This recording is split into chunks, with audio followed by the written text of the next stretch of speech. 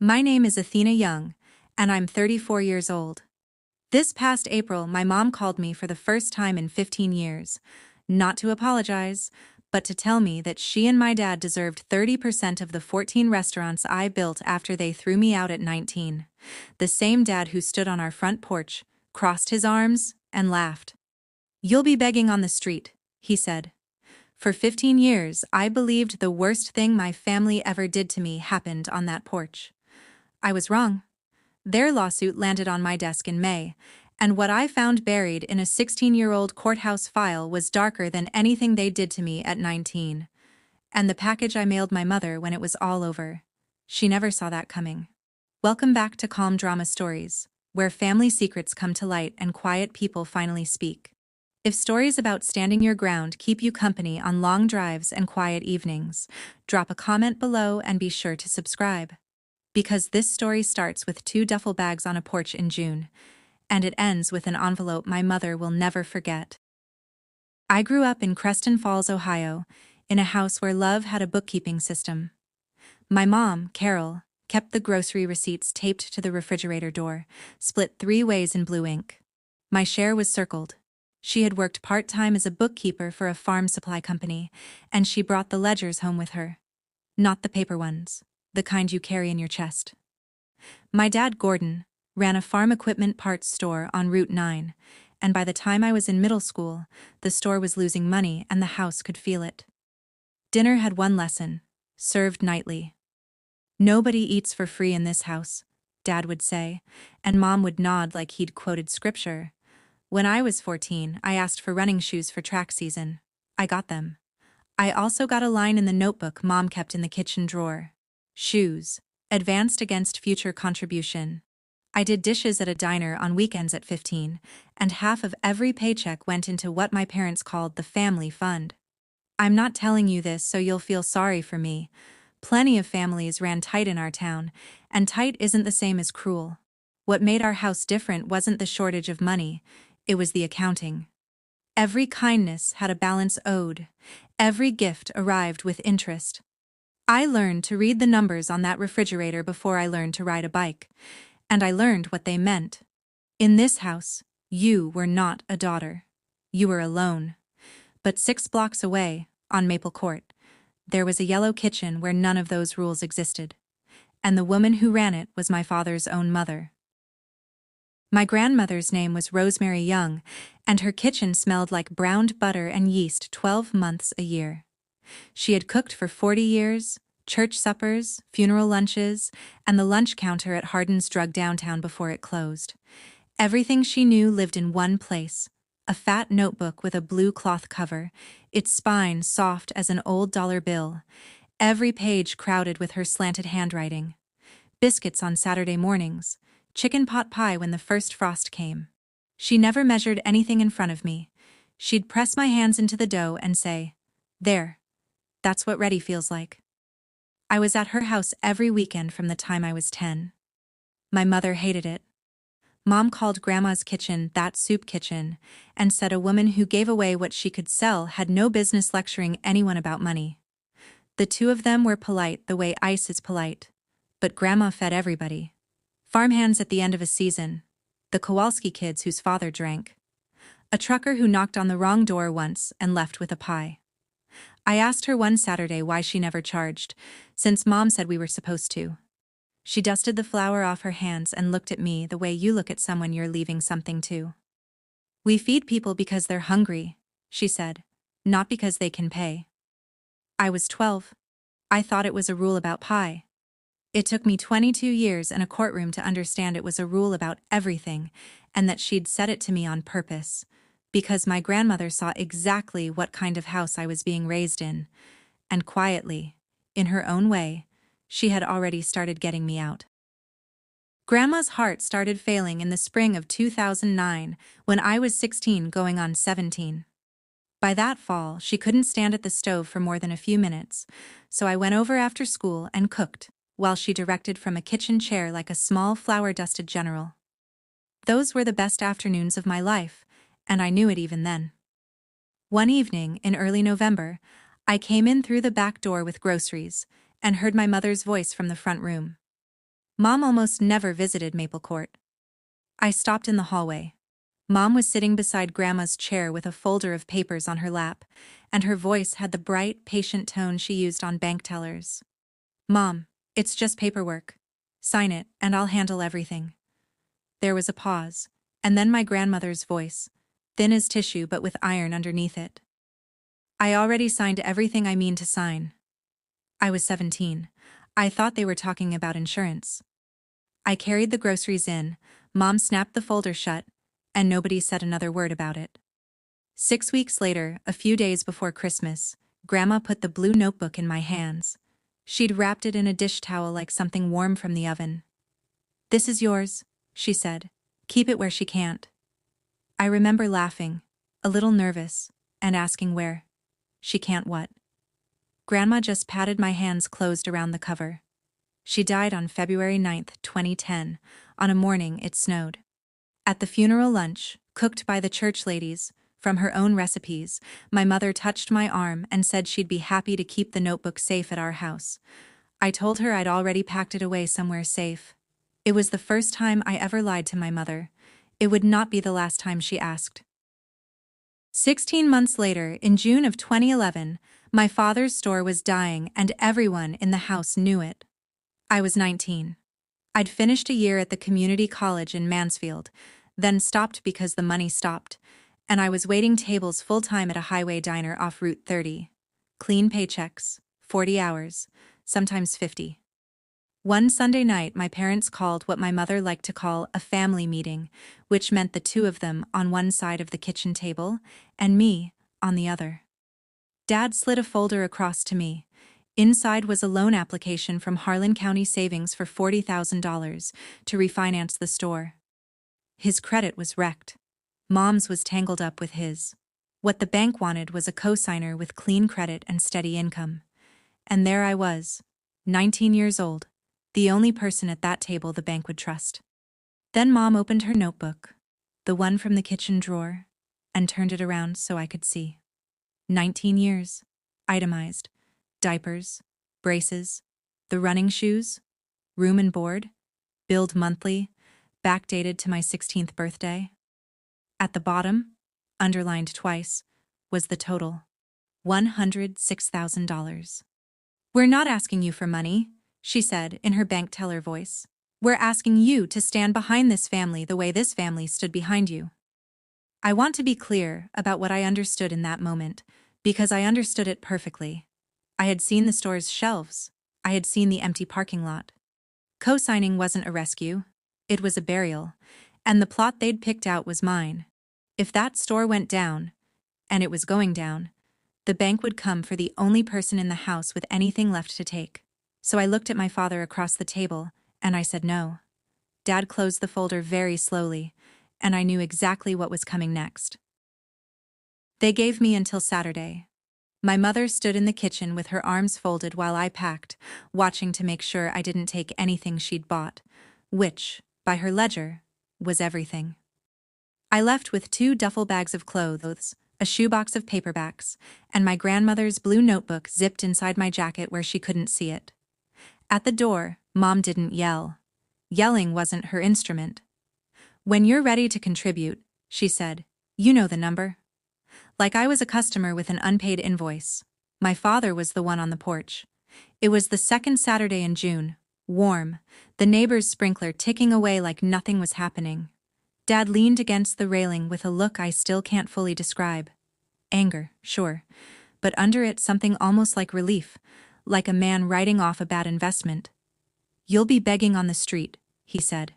And then he laughed. Not a movie villain laugh. A small, dry, certain laugh, the kind you give a joke you've already heard. "Give it 6 months."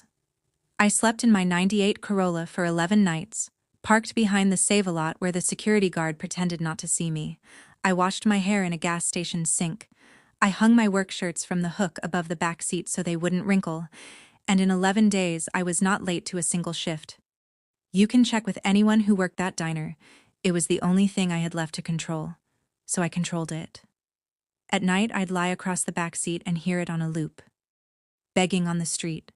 Give it 6 months. I didn't have a plan yet. I had a notebook I couldn't stop reading by flashlight, and a car that smelled like fryer oil. Then, on the 12th morning, somebody knocked on my window. It was my Aunt Patty, and she was holding an envelope with a dead woman's handwriting on it. Patty is my dad's younger sister, a nurse over in Mansfield, and the only person at that funeral who'd hugged me like she meant it.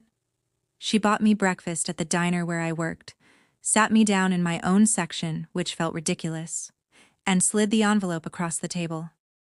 "Your grandmother gave me this in 2009, she said. Her instructions were exact. I was to hold it until you needed it most, and not one day sooner. I heard what happened. I'd say that's now." Inside was a bank document I had to read 3 times before my hands got the message. It was a payable on death account at First Merchant Bank, opened in 2009. Balance: $26,500. Beneficiary: Athena Young. Not my father, not my mother, me. Folded around it was a torn half sheet of paper in that slanted handwriting I knew better than my own. For flour, rent, and a start. Not for anyone's debts. I sat in the booth in my apron and cried for the first time since the porch, big ugly tears into a plate of eggs I'd carried out myself. My grandmother had been dead 16 months, and she was still the only person taking care of me. And she'd known. Read that note again. Not for anyone's debts. She'd seen the loan folder coming before anyone opened it. Patty told me the rest. Grandma had set it up quietly, told no one but her, and made her swear to keep it away from my parents. So I did exactly what the note said. I didn't pay a cent toward anyone's ledger. I claimed the account with her death certificate, opened my own at a different bank 1 town over, rented a room above a hardware store for $280 a month, and started pricing used food trucks. Here's the part you should hold on to.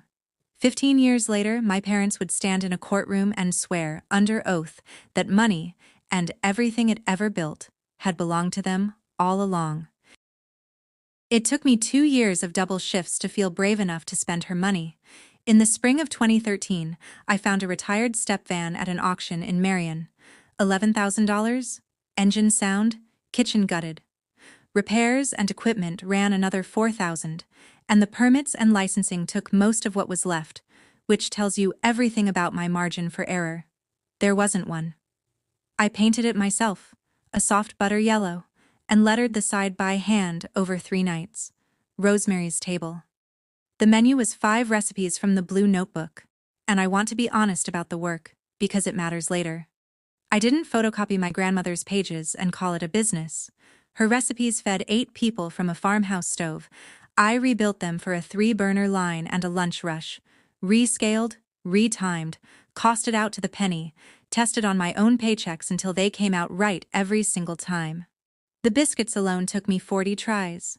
Opening day was a Tuesday outside the county fairgrounds, and I sold 19 orders.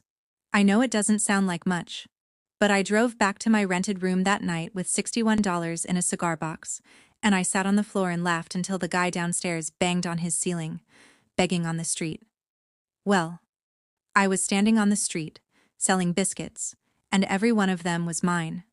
I taped my first dollar inside the cab, right above the visor, next to a card where I'd copied her line in my own handwriting. "We feed people because they're hungry, not because they can pay." It was a good summer. It was a good fall. And then came the winter of 2013, which very nearly finished what my parents had started. Nobody warns you that a food truck in an Ohio winter is a savings account with a hole in it. By January of 2014, the fair crowds were gone, the office parks were empty by 5, and my generator died on the coldest week of the year. $600 I did not have. I sat in the cab with the notebook and a calculator and did the arithmetic of quitting. Rent, insurance, propane. 11 weeks of runway. Maybe 12. There's a page in the Blue Notebook, dog-eared long before I owned it, where the chicken pot pie recipe lives. And under the ingredients, in the margin, my grandmother had written a note to nobody. For cold days. Feed them first. I must have read that line 100 times before I actually heard it. Feed them first. So on a Thursday in February, I made 40 pot pies, drove to the bus stop on Worcester Road, where the night shift crews from the packing plant waited in the dark, and gave them away. Every last one, free, with a paper card stapled to the box telling them where the truck parked. My last flour, my last butter. Into the cold for nothing. My mother would have called it insanity, and for 6 days it looked like she'd have been right. On the 7th day, a Thursday, I came back to that bus stop, and there was a line. Plant workers, their wives, a foreman who ordered a dozen for his whole crew. Pot Pie Thursday carried Rosemary's table through that winter and every winter after, and it never once felt like a marketing trick because it wasn't one. It was her rule. Working. Feed them first. And one gray afternoon that March, a man in a Carhartt jacket finished his pie, wiped his hands, and offered me something I hadn't let myself want. His name was Earl Dressler, and he'd owned a diner on the east side of Columbus for 31 years. His knees were done, his kids were in Arizona, and he'd been driving out to my truck on Thursdays for a month. "You cook like somebody taught you right," he said. "I want to retire without watching my place turn into a vape shop." He offered me a lease to own on the building, seller financed, terms a bank would never have given a woman with a food truck and no last name worth anything in that county. I signed the papers in March of 2015, 22 years old, hands shaking so hard I dated the signature wrong and had to initial the fix. That first year I worked hours I'm not proud of. Open at 6, close at 9, prep till midnight, books till 2. I missed my best friend's wedding for a walk-in freezer failure. I canceled 3 dates with the same patient man until he stopped calling, and I told myself that was fine, that love was a line item I'd get to later.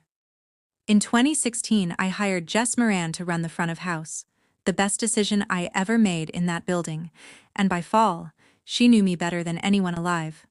One night after close, watching me recount a drawer that had already been counted twice, she leaned on the register and said, "You know what's weird? We're not broke.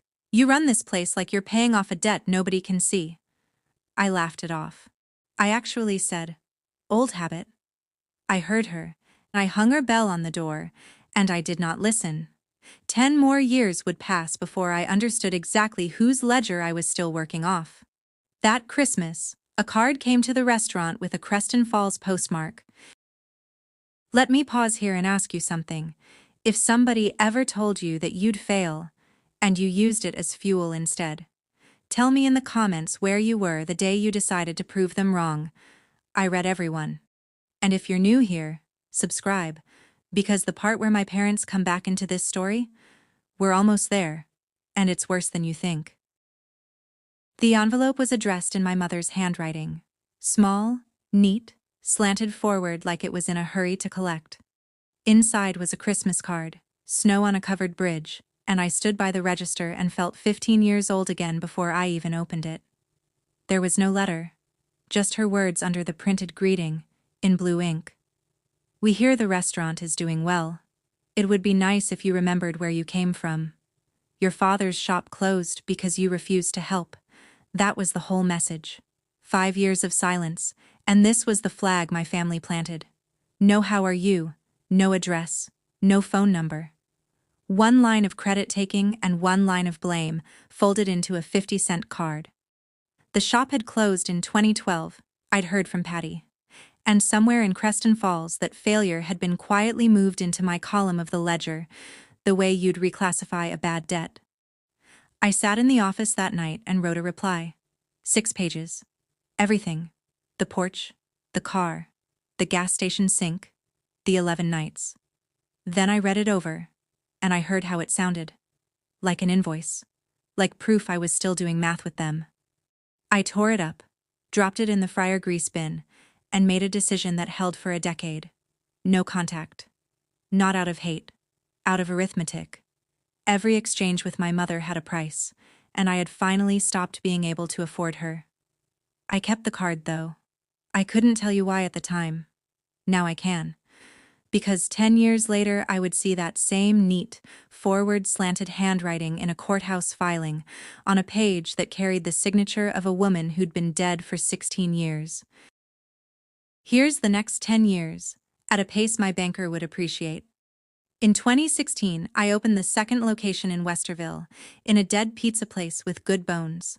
By 2018, there were 4, and I stopped carrying the schedule for every store in my head, which felt like losing a tooth. The pandemic almost took all of it. And then it didn't, because we pivoted to family meal boxes, pot pies by the dozen on porches across 3 counties. And it turns out that in the worst year anyone could remember, people wanted exactly what a woman born in 1938 knew how to make. By 2021, there were 8. By 2024, 12. Today, there are 14 Rosemary's tables around Central Ohio, about 340 people on payroll, and a suspended meal board by every register. You buy a meal for a stranger, we pin the ticket. Anyone who needs it takes it. No questions. Corporate would call it brand identity. It's not. It's a rule about pie. In 2023, I did the thing I'd promised myself in a cold food truck. I bought Earl's building outright, paid off the seller financing 3 years early, and mailed him a photo of the deed with a pot pie. He mailed back a napkin that said, "Proud of you, kid." I framed the napkin. I want you to notice what my life was by early 2026. Busy, useful, full of people I chose. And still, every January, I ran the whole company's numbers alone, at night, twice. A woman with 340 employees, still counting like somebody was going to check her math. Then, in March of 2026, a magazine called, and my quiet, careful 15-year piece ended the week that story ran. Ohio Business Monthly wanted a profile for their spring issue. 14 restaurants, 1 grandmother's notebook. That was the actual headline. I said yes for the hiring push, and honestly, some for her. Rosemary Young's name in print. Her food called an institution, 32 years after the lunch counter closed. The photographer posed me at the flagship's pass window holding the blue notebook, and against every private instinct I have, I let them shoot it open. 1 biscuit-stained page filling half the frame with her slanted script. A Columbus station picked it up and ran 2 minutes on the evening news. Me at the stove saying her line about hungry people, the anchor doing the wistful head tilt. The piece traveled. It got shared in church Facebook groups and small-town news pages all over the state, which is a polite way of saying it reached Creston Falls by dinner time. Jess watched the segment on her phone at the bar and grinned at me over the rim of it. "Hope your family doesn't watch television." We laughed. "I want that on the record." We laughed. 2 weeks later, my phone would ring with a number I hadn't seen in 15 years, and no part of it would be funny. But before that call ever came, the notebook itself had one more thing to tell me, something my grandmother had hidden so well and so deliberately that it took a stranger with a needle and thread to find it. All that filming had been rough on an old book. The spine was shedding threads. 2 signatures of pages had come loose, and the thought of losing it scared me more than any health inspection ever had. So I took it to a book conservator in German Village, a precise woman named Ruth, who handled it like a surgeon. She called me 4 days later, and her voice had a strange care in it. "Ms. Young, did you know there's something inside the back cover?" "The backboard was thicker than the front," she said. "Under the cloth, stitched flat against the cardboard, stitched, with thread, by hand, was a manila envelope, soft with age. On the front, in that handwriting, 'For the day they come for this.'" I stood in Ruth's shop and opened it with her letter knife, and my grandmother spoke to me from 16 years away. 1 page, dated October 2009. The same fall I'd stood in her hallway and heard my mother's bright voice say, "It's just paperwork." The letter was short. It said where to find her handwriting if anyone ever questioned what was hers. The letters she'd mailed Patty every month for 20 years, her signature card at First Merchant from 2008, the sign-in ledgers from the church kitchen, a dead woman's map of her own hand, and then, at the bottom, 3 lines I've memorized like a prayer. Carol asked me twice to sign papers about my recipes. I never signed. If a paper ever says I did, it lies. I drove home with the envelope on the passenger seat like a living thing. I didn't understand yet. There was no lawsuit, no fight, nothing but a magazine article and a spring evening. I put it in the safe at the flagship and told exactly one person. Nobody. 9 days later, standing in that same kitchen, I watched my phone light up with a word I'd deleted from my contacts a decade ago. Mom. I let it ring 4 times. I answered it standing at the pass window because some part of me wanted to be near her notebook when I heard my mother's voice again. No hello. No 15 years. Carol Young opened with a number, the way other people open with a name. We've seen the article, she said. Athena, we've talked to someone and we think 30% is fair. I actually looked at the phone, the way people do in movies. Fair, I said. Your father's mother's recipes built every one of those kitchens. Rosemary was a Young. Her food belongs to this family, and you've been selling it for 13 years without so much as a phone call. I kept my voice level, which I'd learned in the worst kitchen of my life. Hers. You put me on the street with 2 bags, I said. There wasn't a phone to call. She didn't miss a beat. She never misses a beat. We taught you independence. Look what you did with it. And this is how you repay it? There it was. Repay. 34 years old, 14 restaurants, and my mother could still find the ledger in any sentence. She talked for 2 more minutes. About family, about what people in town were saying, about how her and Dad's retirement had been stolen by that store, how I owed them a legacy. And then, she said the line I already told you about, the one I think she'd rehearsed. Everything you are, you owe to this family. I looked down the line of my kitchen, my cooks, my burners, my grandmother's biscuits browning in a convection oven she never lived to see. No, I said. Everything I am, someone in this family gave me. Free. There's a difference, Mom. You've just never once been on the right side of it. I hung up. My hands were steady. The following Friday, a man in a gray shirt walked into the flagship at lunch rush and asked politely if I was Athena Young. He was a process server, and he handed me a thick envelope in front of a full dining room. Gordon and Carol Young, plaintiffs, versus Athena Young and RT Restaurant Group LLC. I read it that night at my kitchen table with a glass of wine I never touched. The claims were unjust enrichment and constructive trust. My parents were asking a judge to declare that 30% of everything I owned had really been theirs all along. And the spine of the whole thing, Exhibit A, was a document I had never seen or heard of in my life. A codicil, an amendment to my grandmother's will, dated November 3, 2009, in which Rosemary Young supposedly left all recipes, notebooks, and culinary property to her son, Gordon. Recently discovered, the filing said, in a box of the deceased's belongings. I read that date 3 times, November 2009, the same month I stood in a hallway with grocery bags and heard, "It's just paperwork. Sign it." The same fall, my grandmother sat down and sewed a map into a book cover. The Creston Falls paper ran it by Sunday. Local restaurant owner sued by own parents over late grandmother's recipes. And the comment section did what comment sections do. Half the town called my parents disgraceful. The other half knew better. Kids today get famous and forget who raised them, one woman wrote. She probably did take what wasn't hers. My father's old poker buddy called me a thief with a nice smile. I sat in my office reading strangers debate whether I was a monster, and the same word kept surfacing from 15 years down. Begging. He'd promised me the street, and here it was at last. Except it wasn't me on the curb asking strangers for something I hadn't earned. Monday morning, I called the best probate litigator in Columbus. Her name was Dana Whitfield, and her office had no waiting room music, which told me I'd chosen right. But before I ever reached her conference room, the lawsuit had already started collecting its rent. First Merchant froze the construction draw on restaurant number 15. Pending litigation, standard policy, nothing personal, a phrase I heard 4 times in one phone call.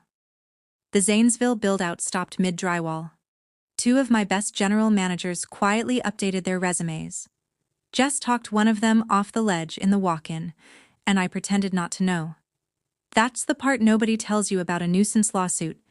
It doesn't have to win to cost you. It just has to exist.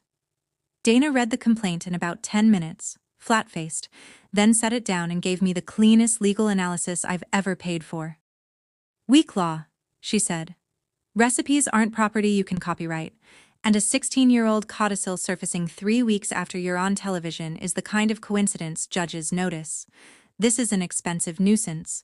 They're not betting on winning, Ms. Young, they're betting you'll pay to make it stop."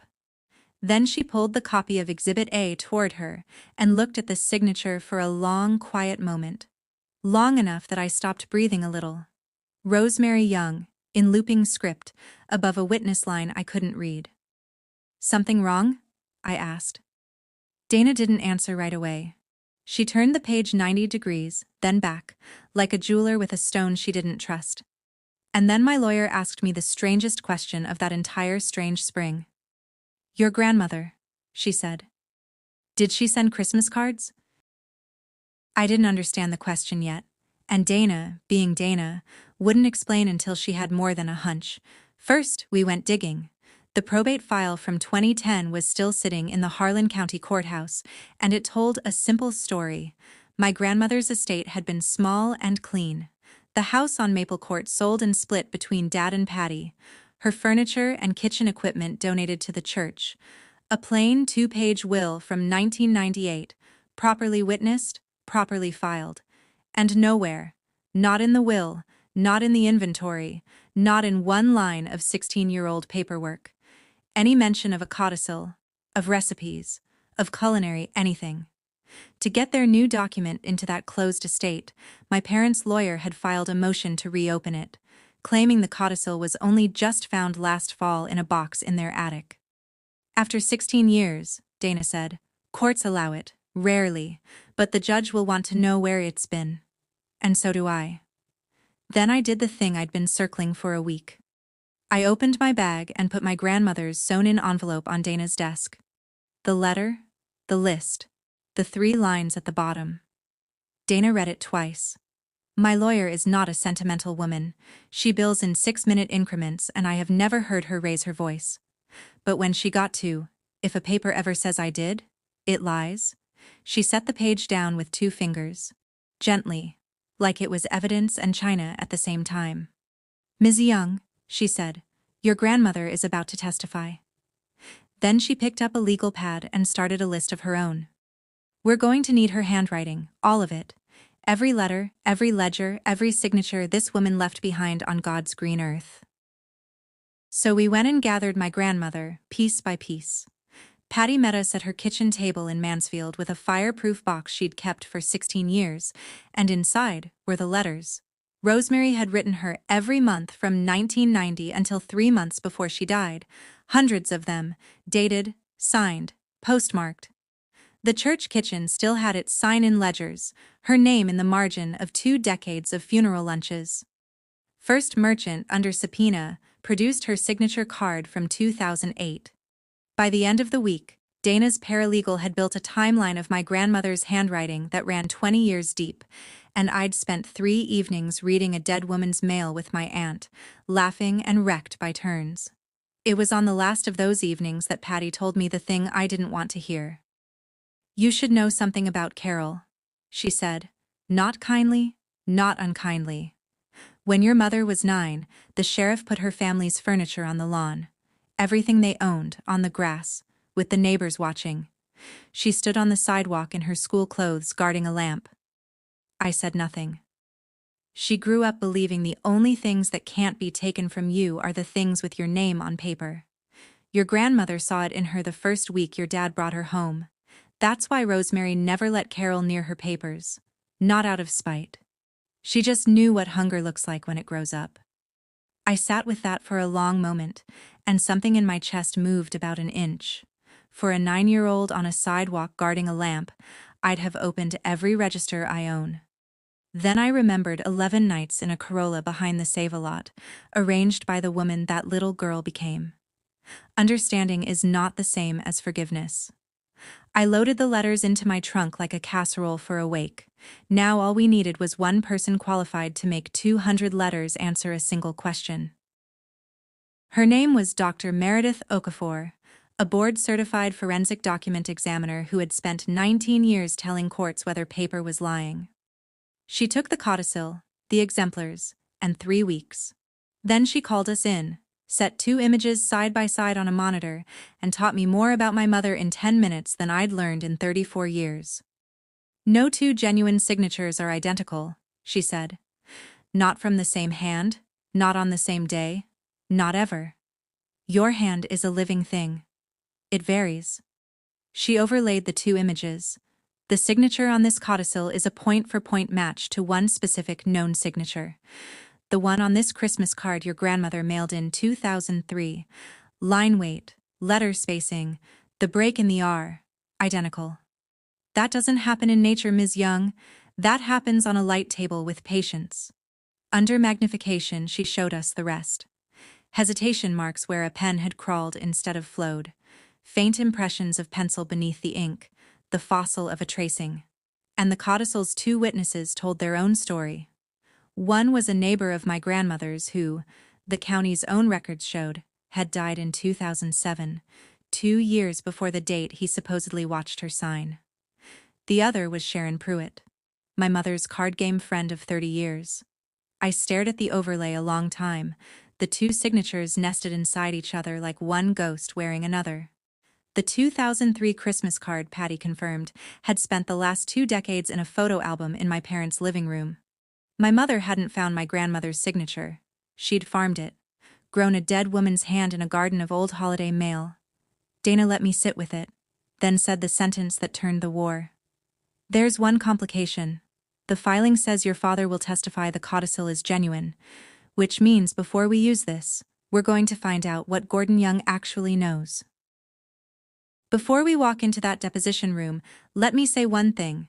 If a piece of paper ever tore your family apart, a will, a deed, a loan, I'm sorry. And you're not alone. The comments under these videos prove it every week. Subscribe if you're staying to the end, because my mother walked into that room certain she'd won. She had no idea what was in Dana's folder. We deposed my father on a Tuesday in July, in Dana's conference room, with a court reporter whose keyboard clicked like a slow clock. 15 years, and there he was across a table again, smaller than the man on the porch, hands like old rope, 70% of his hair gone gray and the rest surrendering. He wouldn't look at me. Dana walked him through it gently, and his story came out smooth because he believed every word of it. Carol had been cleaning out the attic last fall. Carol found a box of his mother's things. Carol brought him the codicil at the kitchen table, and he'd recognized his mother's signature at the bottom the way you recognize a voice on the phone. When he said that part, something came into his face I hadn't expected and couldn't unsee. Pride. Relief even. 65 years old, and here at last was a piece of paper saying his mother, who had cooked for the whole county but somehow never for his ambitions, who had skipped his store's grand opening for a church funeral lunch, who had left her only treasure to his teenage daughter, had chosen him after all. He didn't just believe the codicil was real, he needed it to be. I watched my father across that table and understood, with a coldness that had nothing to do with anger, exactly what I was holding. He didn't know. Which meant the truth wouldn't just win my case. It would walk into that man's house, sit down at his kitchen table, and take his wife and his mother from him in the same afternoon, and I would be the one who sent it. That night, an email arrived from my parents' lawyer. Subject line, settlement proposal. I remember thinking, before I opened it, whatever this is, it's a door. What I didn't expect was how badly part of me would want to walk through it. The offer was almost gentle, which is how you know a lawyer wrote it and a mother approved it. My parents would dismiss the entire lawsuit, every claim, gone by Friday, in exchange for $200,000.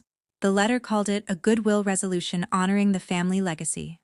There would be a mutual confidentiality agreement, and then this sentence, which I have kept. With this behind us, your parents are hopeful the family can finally begin healing. Your parents are old, Athena, Carol had added through counsel. This is your chance to make things right. Even her mercy came with an invoice. Jess read it in my office and said what any sane friend would. Pay it. It's disgusting, and it's cheaper than a year of this. The bank releases the loan, the managers stay. Zanesville opens by spring. 200 grand to make your parents permanently go away is the best deal you'll ever be offered. Dana was Dana. Business-wise, and you'd be done by Friday. Everything else about it, only you can weigh. Here's what I want you to understand about that night, because it's the part of this story I'm least proud of and the part that matters most. I sat at my kitchen table until 2 in the morning, and I very nearly paid. I could afford it.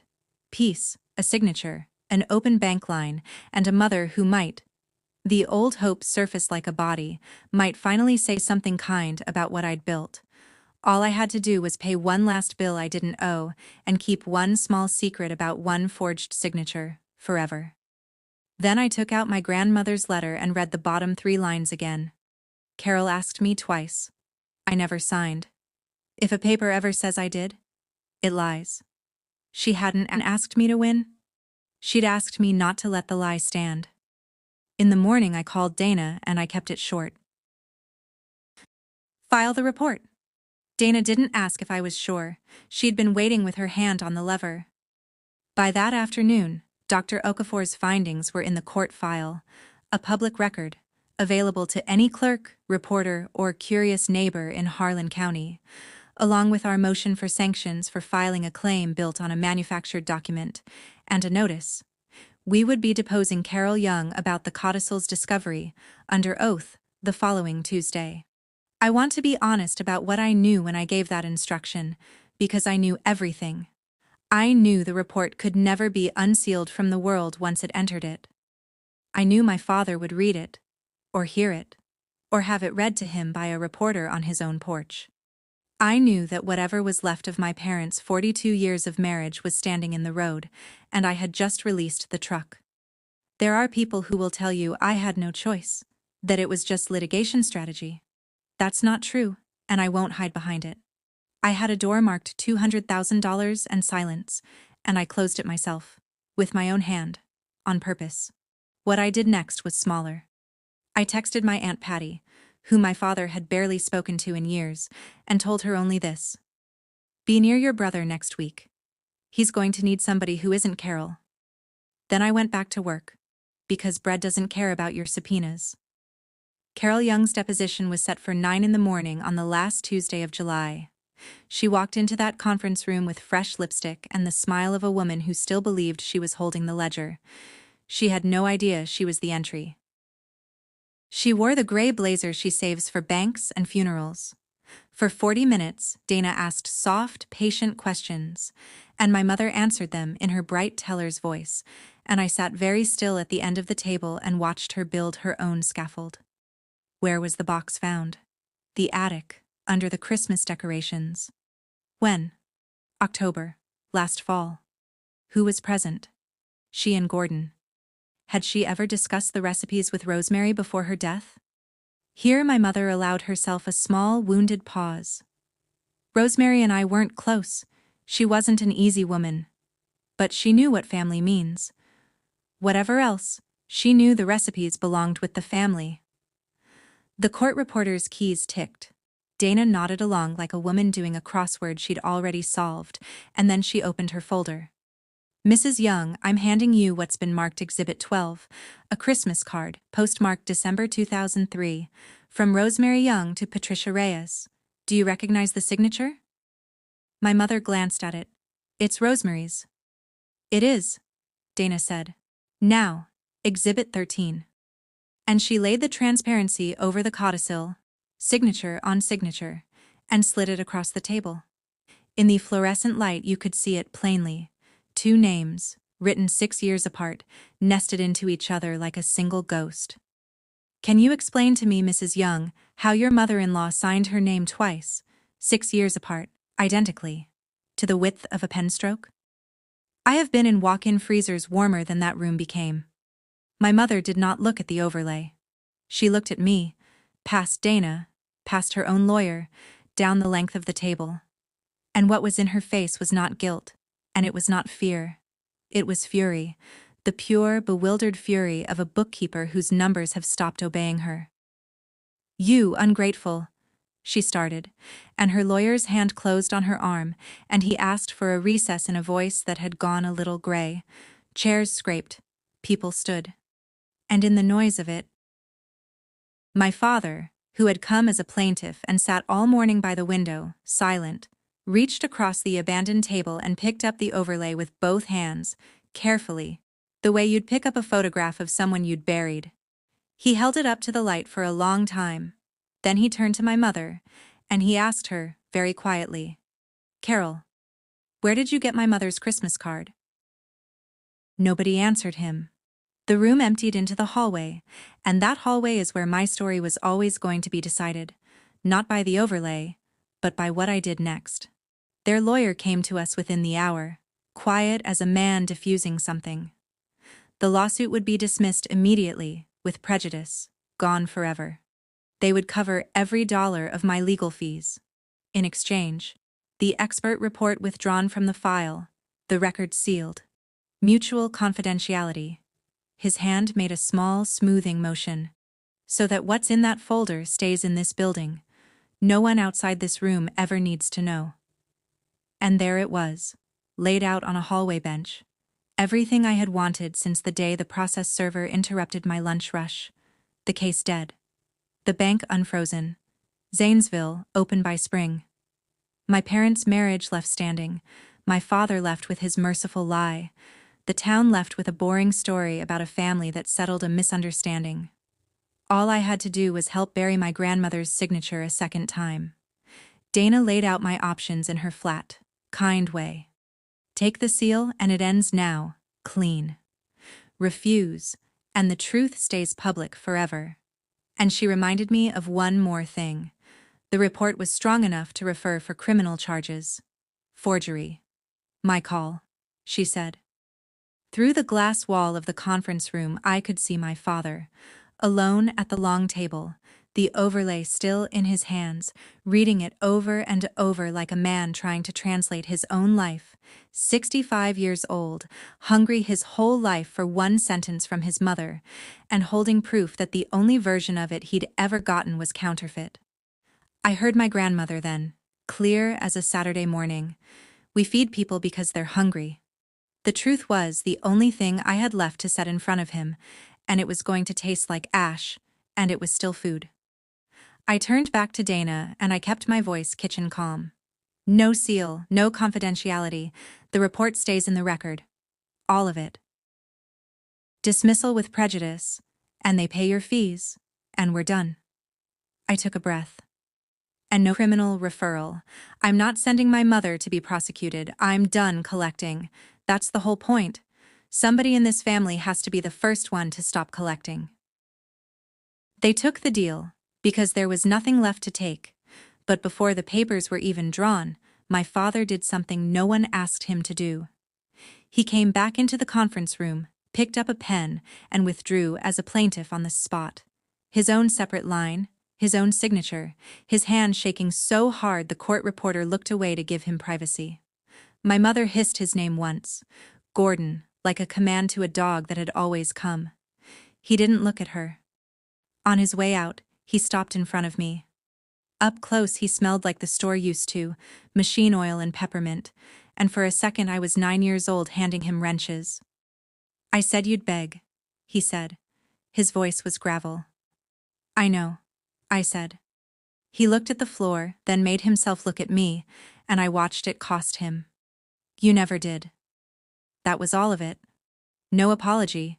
Men like my father weren't issued the parts for one. But it was the first time in my life he had ever looked at me like a person instead of a balance. Then he walked past his wife of 42 years without turning his head, and Patty was waiting in the lobby, exactly where I'd asked her to be. The court dismissed the case with prejudice in August and ordered my parents to pay my fees. The Creston Falls paper ran the forensic report on the front page, because of course it did. And I went back to my kitchens and waited for the thing I somehow knew was still coming. It took 3 weeks. My phone rang on a Tuesday before the morning shift. Same number as April. Same voice. Same arithmetic. Your father moved out, my mother said, instead of hello. He's at Patty's. He filed papers last week. 42 years, Athena. And he filed papers. She waited for me to say something. I stood at the flagship's pass window in the 6 o'clock quiet, watching the first trays of biscuits go in, and said nothing at all. So she continued, and her voice found its old rail the way a stream finds a ditch. I hope you're satisfied. This lawsuit destroyed our family. The lawyers took everything. The town won't look at us.